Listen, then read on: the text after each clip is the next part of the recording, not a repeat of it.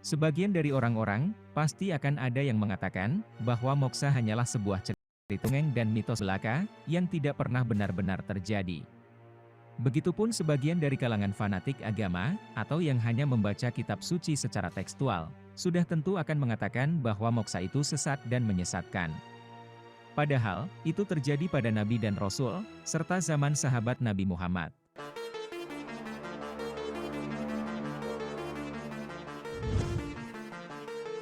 Dalam kisah Islam, ada beberapa nabi yang diakini masih hidup sampai sekarang.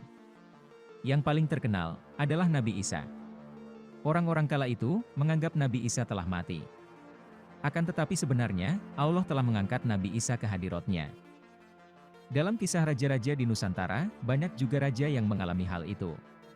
Salah satu contohnya adalah Raja Majapahit yang bergelar Raja Brawijaya V. Kisah menghilangnya sang raja, hingga kini masih menjadi perdebatan. Mengingat, pada masa pemerintahan Raja Brawijaya V, perkembangan Islam mulai memasuki Majapahit. Kerajaan Majapahit mulai terdesak, dengan perkembangan Islam yang pesat.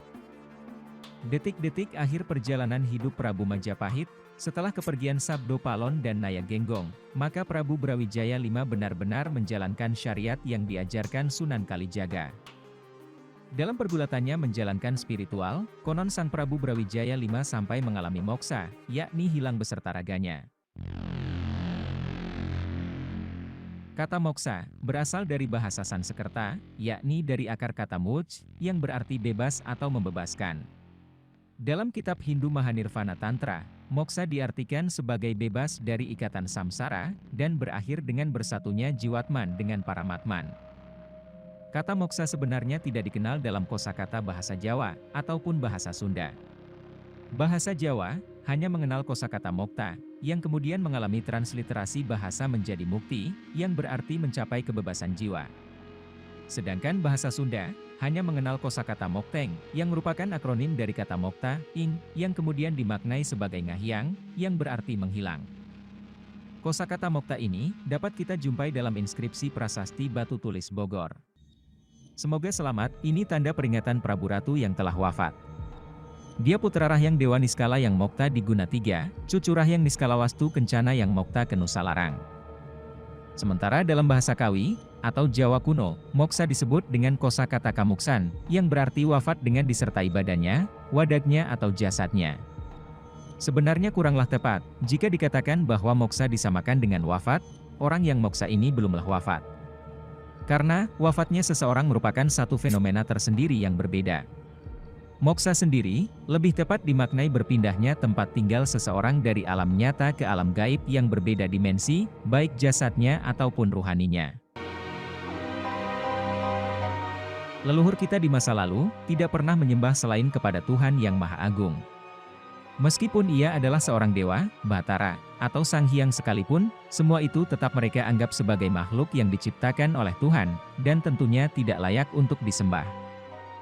Untuk bisa moksa, maka seseorang harus membekali dirinya terlebih dulu dengan pengetahuan suci tentang Zat Tuhan yang Maha Kuasa, yang dalam tradisi ajaran Hindu disebut sebagai 4 yoga, sebagai marga atau jalan mencapai moksa.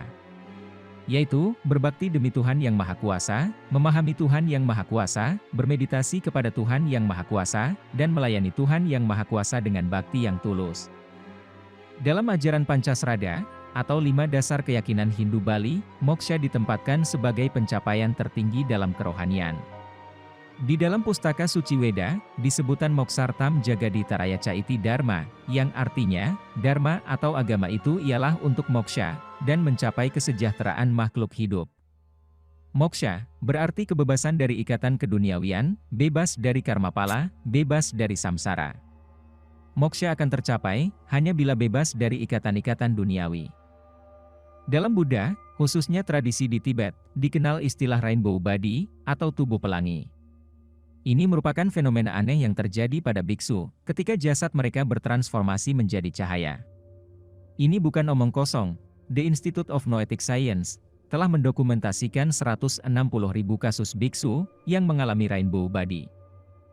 Ada kaitan erat bahwa pemurnian yang dalam pada tubuh manusia merupakan salah satu cara untuk menjelaskan fenomena tubuh pelangi. Dipercaya bahwa, setiap rata-rata 5 tahun, seorang biksu Buddha tingkat mahir, akan memasuki keadaan tercerahkan ini. Fenomena tubuh bercahaya itu, sempat memicu rasa penasaran besar dari seorang imam Katolik, yang bernama Francis Vincent Tissot. Pastor Francis Tissot yang melihat sendiri fenomena itu mengatakan, bahwa ia menyaksikan pelangi yang muncul beberapa hari sebelum kematian biksu Henpo Acho. Catatan yang ditulis oleh seorang bikhu Nepal, Tulku Pemariksal, menjelaskan bahwa ia mengalami pembubaran fisik.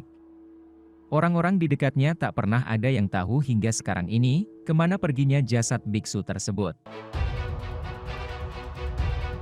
Sebelum seseorang melakukan moksa, harus terlebih dulu menguasai berbagai ilmu yang dimulai dari tingkat kanuragan, hingga sampai kepada tingkat kesampurnaan diri, yang dalam agama Islam disebut dengan istilah insan kamil. Artinya, dalam kehidupan